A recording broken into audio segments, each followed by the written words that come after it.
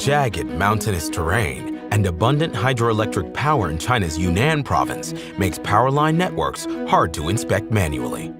线路和电塔主要都架设在山上，交通非常的不便，环境也比较艰苦。以前我们进行人工巡检的时候，一天只能检查1-2基塔，用无人机以后，效率提升了大约10倍左右。Reliability and security are the first things to consider when choosing a drone to carry out electrical inspections. The new Matrice 210 RTK includes a built-in DRTK system to withstand electromagnetic interference and reliably hover around power lines and pylons.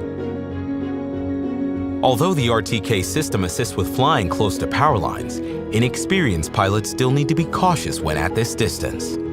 我们在使用普通航拍无人机的时候，需要离电塔特别近才能看见细节，而且操作要非常小心。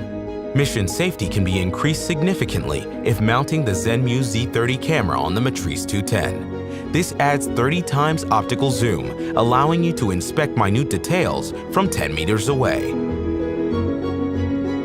To identify all potential issues, inspectors must use visual and thermal imaging.